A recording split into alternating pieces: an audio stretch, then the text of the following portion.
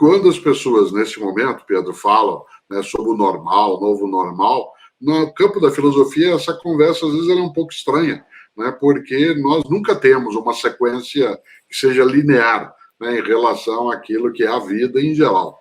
E a maior contribuição na filosofia ocidental para esse pensamento veio, como você lembrou no ponto de partida, de um homem do século VI a.C., um dos pensadores mais importantes da história, chamado Heráclito de Éfeso.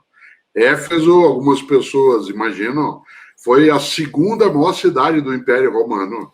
Né? No momento em que há uma dominação de Roma, a Éfeso fica hoje na Turquia. Ela foi destruída, a cidade, por algumas vezes, às vezes terremotos, outros por ocupação, né, de outros povos, mas ela existe ainda, inclusive como patrimônio, né, da Unesco no mundo. E a cidade de Éfeso, que fica na atual Turquia, na época ficava, como fica até hoje, com outro nome, ficava naquilo que era a Jônia, e Heráclito nasce na cidade de Éfeso. Por isso, vez ou outra, a gente ouve a referência a Heráclito apenas, ou Heráclito de Éfeso. Ele é um pensador tão importante, Heráclito, na história, né, do Ocidente, no campo do pensamento e da filosofia, que há uma pintura inacreditável, né, do Rafael, do pintor Rafael, que fica ali na Casa Apostólica, em Roma, que é a sede, né, no Palácio Apostólico, onde, em princípio, os papas vivem e viveriam. Não é o caso do atual papa, que prefere morar, né, numa residência lateral,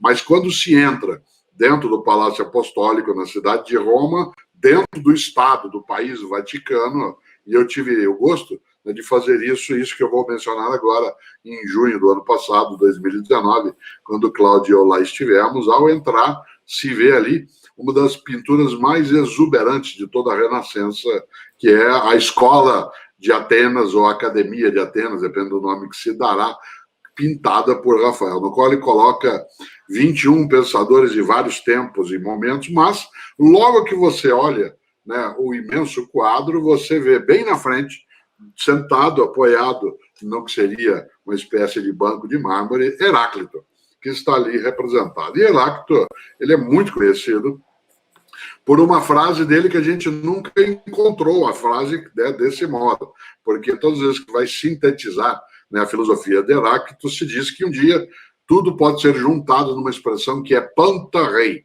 tudo muda, pantarrei, usando a expressão, né, do grego antigo.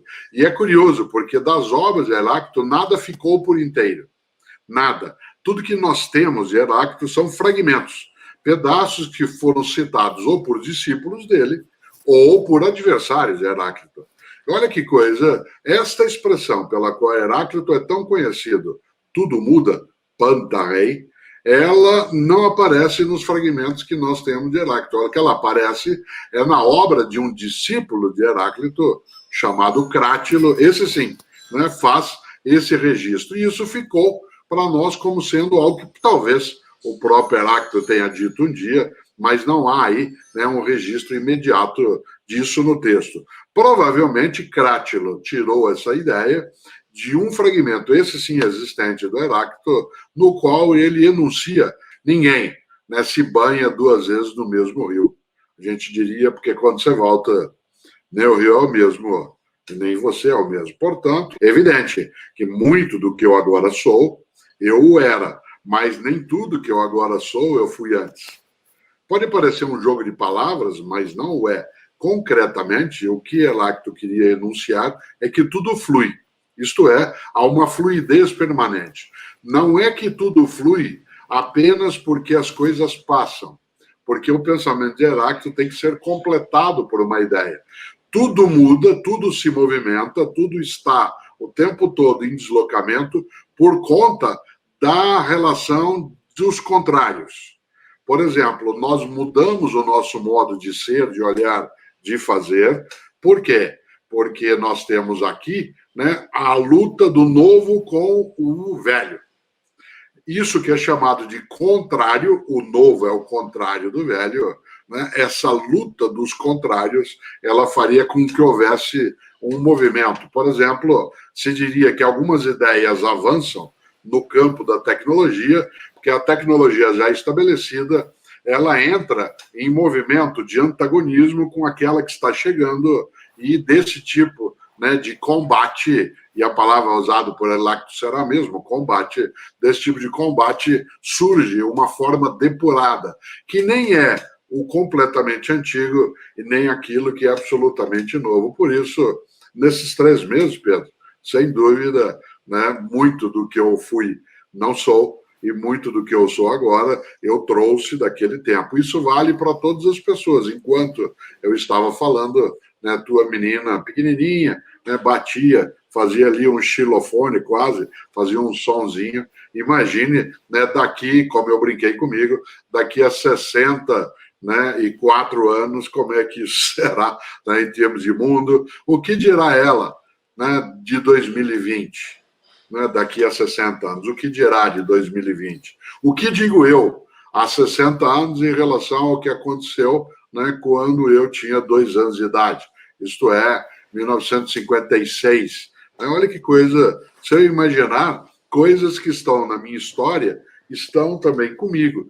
E quem está conosco desde o início, né, dos encontros, ou chegou depois em algum momento, sabe que, no ponto de partida, algumas das ideias aqui trazidas, elas foram mais complexas para algumas pessoas hoje, não necessariamente. Eu gosto de lembrar sempre, pegando até o livro Filosofia e Nós com Isso, que, onde eu trato também, né, dessa temática da mudança, ao olhar esse livro, né, há uma foto minha na capa, né, evidentemente que, se a gente faz uma comparação, né, pode deixar você no quadro, mas se a gente faz uma comparação, olha como é que é, né? De brincadeira, a foto é assim, naquela posição petulante, e aí, filosofia e nós com isso. Mas olha a diferença, né, em relação à minha possibilidade de rosto, né? Não é só a mudança física, entra o tempo que essa foto foi feita, já há alguns anos, e agora, não foi só o cabelo, a barba, né, o modo da pele, o que mudou também foi parte da minha compreensão do mundo, não mudou toda ela. Foi parte da minha percepção sobre os afetos, não mudaram todos eles, né? Por isso, Heráclito é, sim, um pensador muito bem-vindo para a gente imaginar a vida, que é uma mudança em que nem tudo muda de uma vez, mas também nada é idêntico àquilo que antes era. Por isso, eu gosto demais de pensar, né, desse homem que um dia construiu uma concepção, que viveu, Pedro, até perto de 70 anos de idade, que decidiu uma parte da sua vida, quase ao final, viver isolado numa montanha, só se alimentando de vegetais, né, e que depois acabou voltando, né, para o seu lugar para poder ter ali, né, uma vida que, embora, olha só, fragmentos só, eu tenho 45 livros, né? E ainda assim é nada perto, é quase nada, para não dizer nada, porque aí seria imodéstia, é nada do que fez Heráclito, mas ele só com fragmentos, só com trechos de textos dele que sobraram, ele tem uma contribuição imensa, né, ao pensamento ocidental. Por isso, digo de novo, esse mundo, tal como nós, ele é como um rio que flui, né? Quando você a ele volta, você não é o mesmo, e nem ele é o mesmo, é um movimento contínuo. Grande pergunta nisso tudo que você não fez, porque eu não paro de falar e não deu tempo ainda, né, de você fazê-la. Mas a grande pergunta em relação a essa questão da mudança é, então, se tudo muda, existe alguma coisa que é permanente? Usando Heráclito, a gente diria, bom, a mudança é permanente. Mas quando Heráclito dizia que tudo muda, a partir, né, daquilo que Crátilo capturou, ele não queria dizer que nada existia de forma mais extensa, nada era mais perene. O que ele dizia é que nada era idêntico no tempo agora em relação àquilo que era, mas também não era completamente inédito em relação ao modo como será. Por isso que uma frase, não sei se você chegou a ouvir alguma vez na vida, não quero que você confesse isso agora, né? Mas uma frase que algumas pessoas aqui já disseram, talvez, ou já ouviram, com a pessoa que a gente vive ou mantém uma relação amorosa, é às vezes em modo de queixa, para dizer assim, você não era assim quando a gente se conheceu. Você não era assim quando a gente, né, ou namorava, ou noivava, né? E uma das coisas que a pessoa esquece ao dizer essa frase, você não era assim, é que quando eu era, no momento que nos conhecemos, eu e outra pessoa, olha que coisa, eu era sem ela. E quando eu passei a ser com essa pessoa, eu também fui me modificando a partir desta relação.